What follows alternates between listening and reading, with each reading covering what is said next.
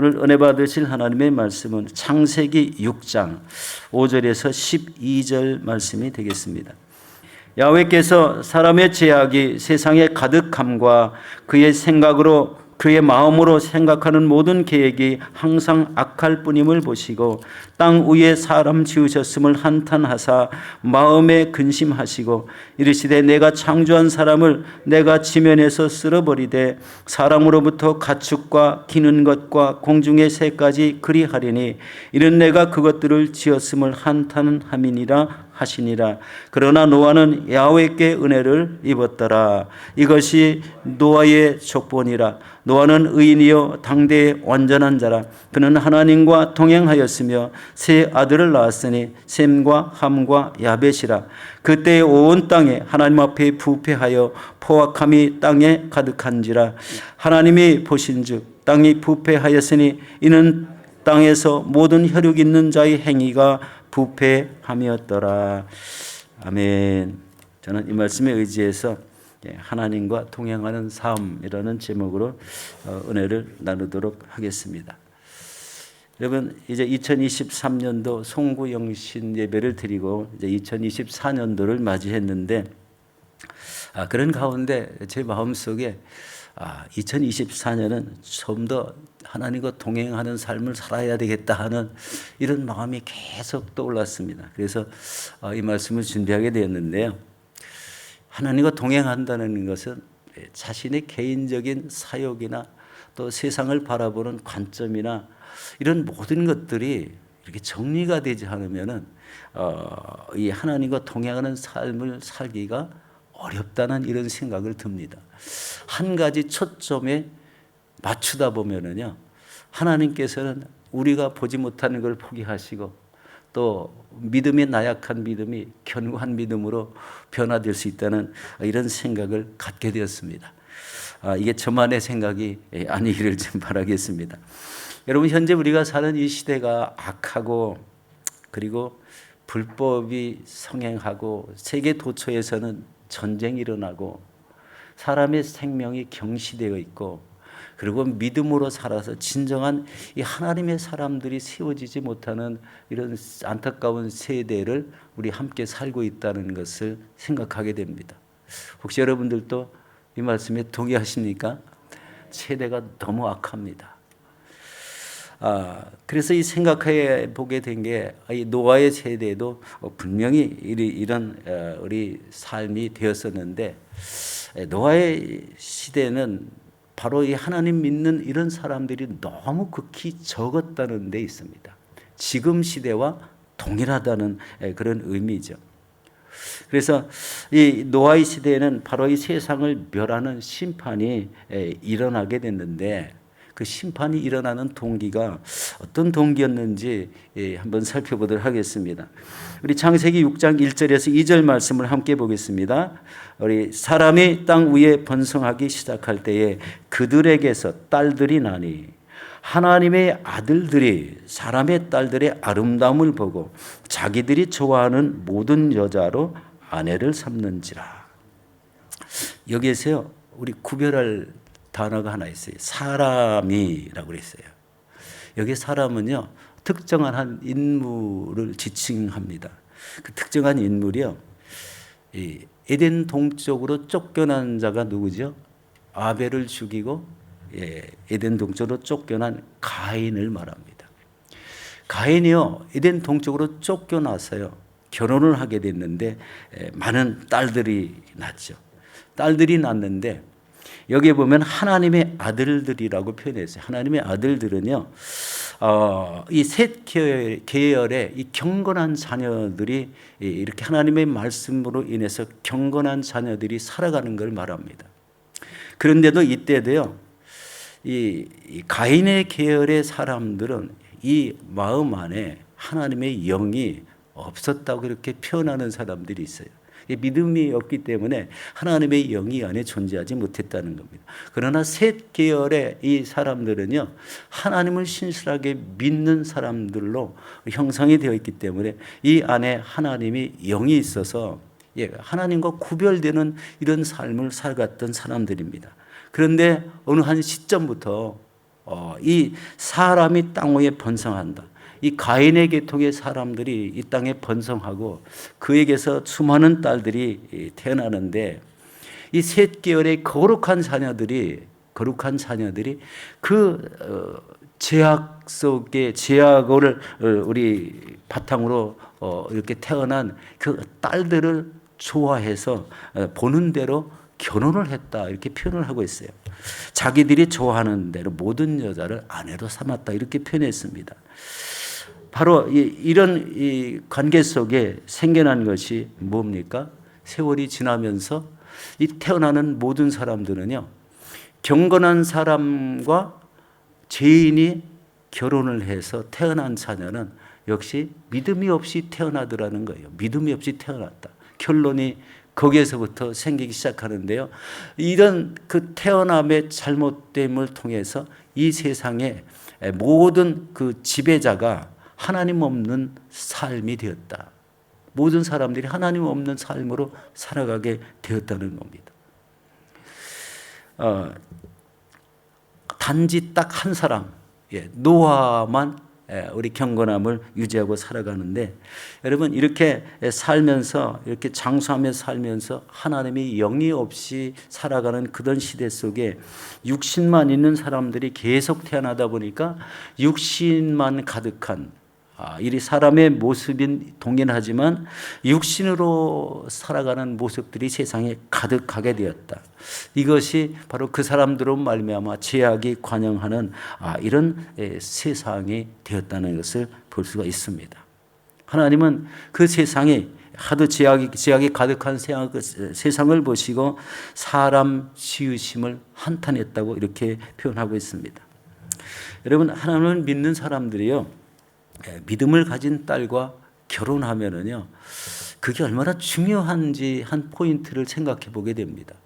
경건한 자녀들이라는 것은요, 믿음의 남자와 믿음의 여자가 결혼한다는 이런 모습 속에 경건한 자녀의 모습들이 유지된다는 이런 마음을 갖게 됩니다. 그런데 이 노아의 시대 속에는 그렇게 되지 않았다는 거예요. 그래서 오로지 경건한 이런 모습을 갖춘 사람은 노아의 가족밖에는 없었다는 결론을 내고 있습니다. 우리 창세기 6장 5절에서 6절 말씀을 함께 보겠습니다. 야훼께서 사람의 죄악이 세상에 가득함과 그 마음으로 생각하는 모든 계획이 항상 악할 뿐임을 보시고 땅 위에 사람 지으셨음을 한탄하사 마음에 근심하시고. 여러분, 하나님께서 사람들의 죄악과 악함 때문에 땅 위에 사람을 지으셨음을 한탄했다고 이렇게 말씀합니다. 그런데 이때 노아만은 당대의 의인으로서 하나님의 은혜 안에 살아가고 있었다는 거예요. 여러분, 노아는 결론적으로 이 셋 계열의 경건한 딸과 결혼해서 우리 가정을 이루었을 때 다른 사람과는 분리되는 이런 하나님만을 추구하고 그 말씀대로 살아가는 은혜의 삶을 살게 되었다는 겁니다. 이 가정의 시초의 배경이 하나님 믿는 사람, 이 안에 하나님의 영이 살아있는 이런 사람과 결혼을 했더니 경건한 가정이 이루어졌다라는 결론이 생겼어요. 그런데 지금 와서 이런 말은 사실은 필요가 없죠. 이 시대 속에는 필요가 없습니다. 그러나 중요한 한 개념이 있어요. 이 안에 거룩한 영이 거한 사람들끼리 결혼한다는 거예요. 육적으로 보는 게 아니라 영적인 면에서는요, 하나님을 믿는 사람, 이 안에 거룩한 영이 함께 거하는 사람의 가정끼리 결혼했을 때 역시 거룩한 가문이 형성될 수 있다는 확률이 높아지는 것이죠. 여러분, 이 마지막 때 살아가는 우리들의 믿음의 자세가 이 하나님의 은혜 안에 살아가는 이런 노아와 같아야 됩니다. 우리 8절에 보니까 그러나 노아는 야훼께 은혜를 입었더라 이렇게 말씀하고 있어요. 똑같은 경건한 가정끼리 결혼해서 가정을 이루었는데 그 가정만 오로지 경건한 가정, 하나님이 인정하시는 믿음의 가정이 되었다는 거예요. 참 이것이 하나님의 은혜 안에 살아가는 참된 비결이지만 이 시대와는 조금 좀 다른 모습은 있죠. 이 시대는 예수 그리스도를 믿으면 하나님의 영이 이 안에 거하시기 때문에 경건한 이 삶을 유지할 수가 있는 것을 보게 됩니다. 당시 노아는 이 죄악이 관영하는 세상 속에 이를 통해서 하나님과 동행하는 삶을 선택했다는 것을 보게 됩니다. 우리 9절 10절 6장 9절 10절 같이 보도록 하겠습니다. 이것이 노아의 족본이라. 노아는 의인이요 당대 완전한 자라. 그는 하나님과 동행하였으며 세 아들을 낳았으니 셈과 함과 야벳이라. 여러분, 신앙생활은요, 이 시대가 아무리 요동쳐도 하나님을 믿는 믿음으로 살겠다는 결단이 중요한 것을 보게 됩니다. 이 결단을 하고 나가는 신앙과 아무 결단 없이 살아가는 이 신앙의 차이는 분명히 있습니다. 제가 이런 생각을 해봤어요. 우리 교육자실에서 우리 그동안에 있었던 성도님들 리스트를 쭉 이렇게 바라보는데요. 교회를 안 나오는 사람들이 엄청 많다는 것을 알았어요. 우리 사무실에 있는 우리 이 목사님 말씀하시는데 이 가정 교회 나와요? 이 가정 교회 나와요? 물어보시는데 다 안 나오는 가정만 물어보시더라고요. 제가 여기 이제 우리 교회에 와서 신앙생활을 한 제가 37년이 되었더라고요. 네, 많은 지역 식구들 우리 대하고 참 뜨겁게 신앙생활을 함께 했던 사람임에도 불구하고 그런 가정들이요, 교회가 없어요.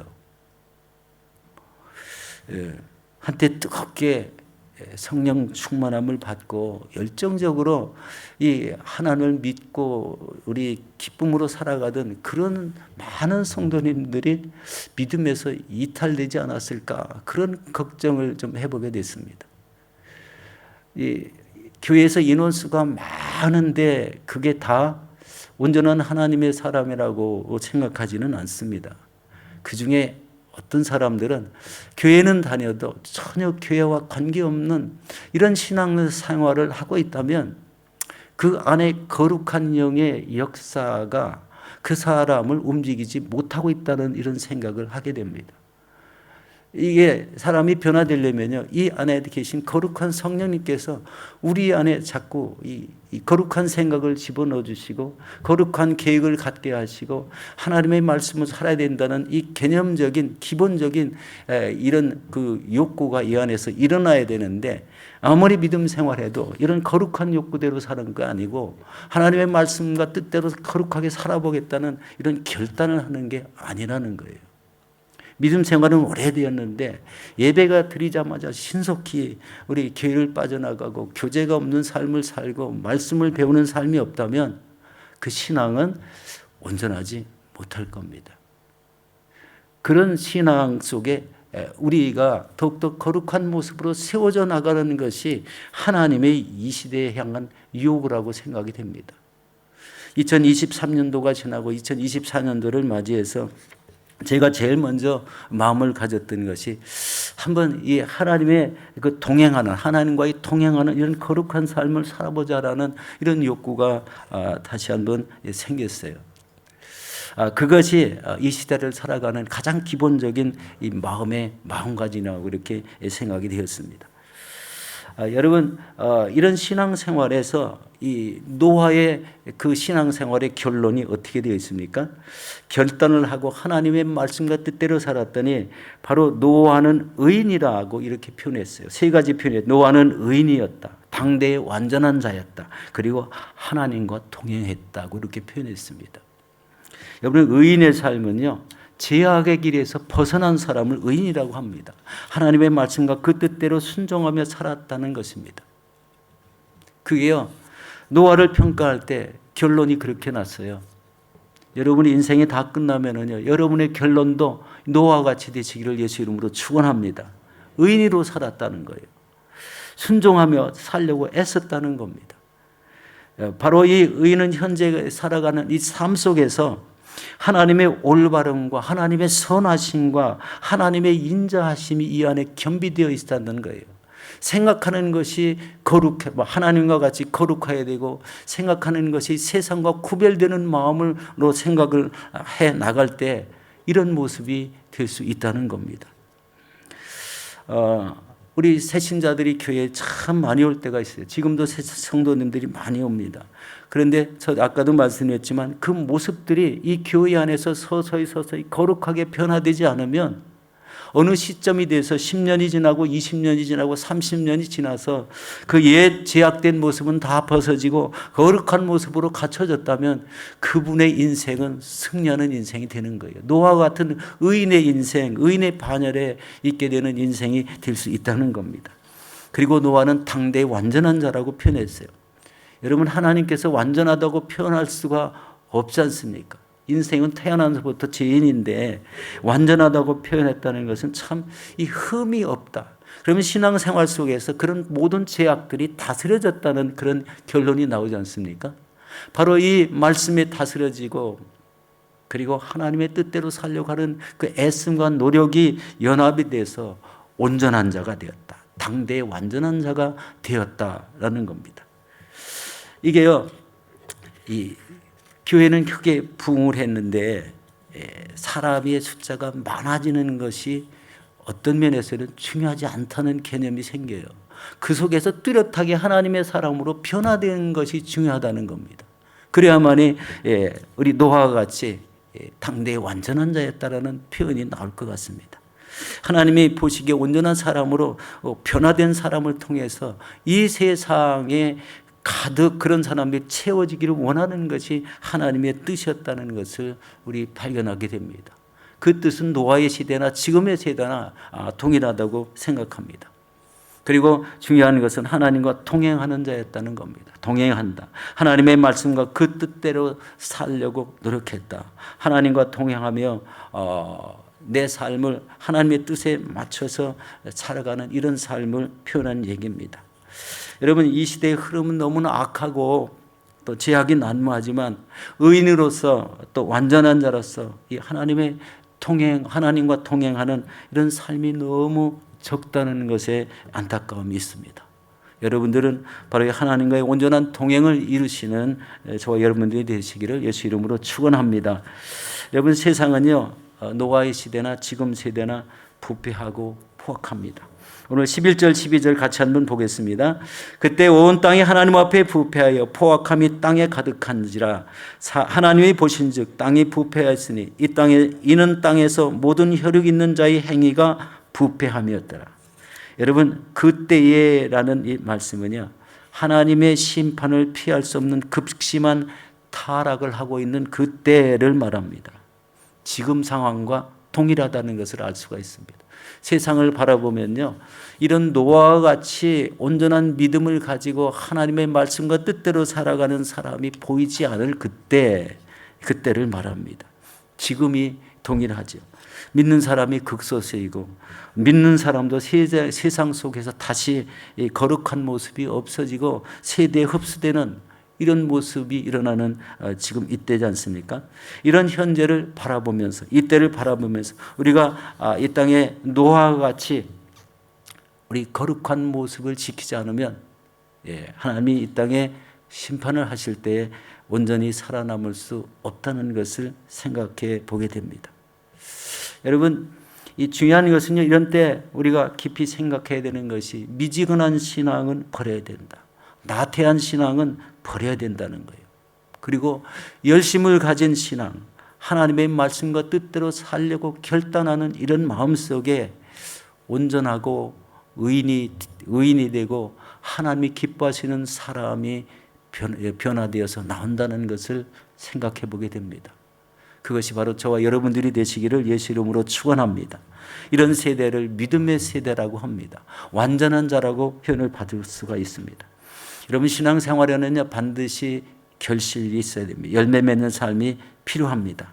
우리 요한복음 15장 5절에 이렇게 말씀합니다. 같이 보겠습니다. 나는 포도나무요 너희는 가지라. 내가 그가 내 안에 내가 그 안에 거하면 사람이 열매를 많이 맺나니 나를 떠나서는 너희가 아무것도 할 수 없습니다. 여러분, 신앙생활에는요, 바로 예수 그리스도가 이 안에 거하면 거기에 합당한 열매가 맺게 되어 있다는 겁니다.